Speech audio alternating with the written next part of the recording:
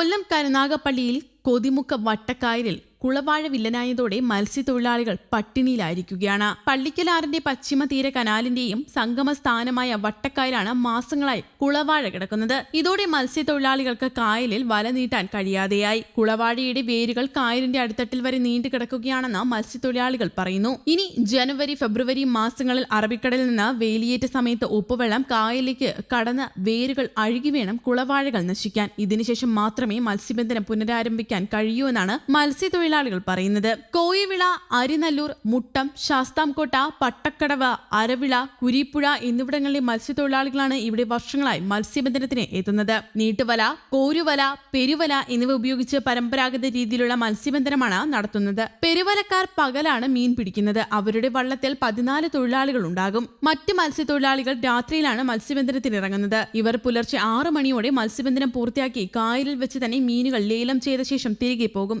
കായൽ കുളവാഴ മൂടിയതോടെ മത്സ്യത്തൊഴിലാളികൾ ഈ ഭാഗത്തേക്ക് എത്തി നോക്കാറ് പോലുമില്ല. വട്ടക്കായലിനെ ആശ്രയിച്ചായിരുന്നു ഇവർ ജീവിതം കരുപിടിപ്പിച്ചിരുന്നത്. 400 ഏക്കർ വിസ്തൃതിയിലാണ് കൊതുമുക്ക വട്ടക്കായൽ വിശാലമായി കിടക്കുന്നത്. കരുനാഗപ്പള്ളി താലൂക്കിലെ ഏറ്റവും വലിയ ജലസംഭരണിയാണിത്. മഴക്കാലത്ത് മഴവെള്ളത്തോടൊപ്പം ഒഴുകിയെത്തുന്നതാണ് കുളവാഴകൾ. കൃഷി അന്യം നിന്നതോടെയാണ് കുളവാഴകൾ കായലിൽ താവളം ഉറപ്പിച്ചത്. കൃഷിയുള്ളപ്പോൾ നിലം വൃത്തിയാക്കുന്നതിന്റെ ഭാഗമായി തഴത്തോടുകളും വൃത്തിയാക്കുമായിരുന്നു. കൃഷിക്ക് വിനയാകുമെന്ന് കണ്ട് കർഷകർ കുളവാഴ വാരി നശിപ്പിക്കുമായിരുന്നു. രാസപ്രയോഗം നടത്തി കുളവാഴകളെ ഇപ്പോൾ നശിപ്പിക്കാൻ കഴിയും. രാസപ്രയോഗം നടത്തുമ്പോൾ മത്സ്യങ്ങളും ചത്തുപൊങ്ങും. അത് മത്സ്യങ്ങളുടെ നാശത്തിന് വഴിതെളിക്കും. അതുകൊണ്ട് ഉപ്പുവെള്ളം വരുന്നത് വരെ കാത്തിരിക്കുകയല്ലാതെ മത്സ്യത്തൊഴിലാളികൾക്ക് മറ്റ് നിർവാഹവുമില്ല. അതേസമയം മത്സ്യലഭ്യത കുറയുകയും പരമ്പരാഗത മത്സ്യത്തൊഴിലാളികൾക്ക് തീരക്കടലിൽ മീൻ ലഭിക്കാതാവുകയും ചെയ്തതോടെ തീരമേഖലയിൽ സംഘർഷാവസ്ഥ ഇപ്പോഴും നിലനിൽക്കുകയാണ്. നിരോധിത പെയർ പെലാജിക് വലകൾ ഉപയോഗിച്ച് ട്രോളിംഗ് ബോട്ടുകൾ മീൻ പിടിക്കുന്നതിനാലാണ് മത്സ്യലഭ്യത കുറഞ്ഞത് എന്നാണ് ആരോപണം. ഇത്തരത്തിൽ മീൻ പിടിച്ച ബോട്ടുകളെ മത്സ്യത്തൊഴിലാളികൾ പിടികൂടിയിരുന്നു. പെയർ പെലാജിക് വലകൾ ഉപയോഗിച്ച് മീൻ പിടിക്കുന്ന ബോട്ടിനെ മത്സ്യത്തൊഴിലാളികൾ തടയുന്ന വീഡിയോകളും പലതും പുറത്തു വന്നിരുന്നു.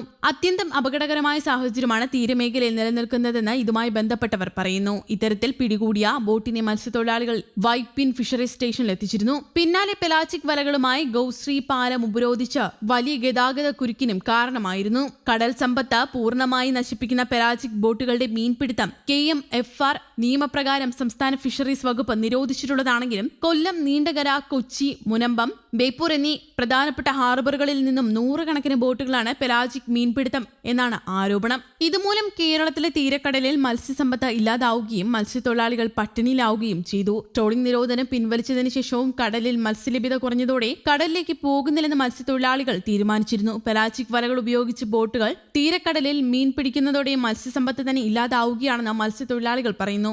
ചെറുമത്സ്യങ്ങൾ കൂട്ടത്തോടെയാണ് ഇത്തരം വലകളിൽ കുടുങ്ങുന്നത്. ചെറുമത്സ്യങ്ങളെ പിടിച്ചുകൊണ്ടുവരുന്നത് ഫിഷറീസ് അധികൃതർ പലപ്പോഴും പിടികൂടുകയും വലിയ പിഴ ചുമത്തുകയും ചെയ്യുന്നുണ്ട്. എന്നാൽ ഫിഷറീസ് വകുപ്പിന്റെ അനാസ്ഥ മൂലമാണ് ഇത് സംഭവിക്കുന്നതെന്ന് മത്സ്യത്തൊഴിലാളികൾ ആരോപിക്കുന്നുമുണ്ട്. News desk, Kerala Kaumudi.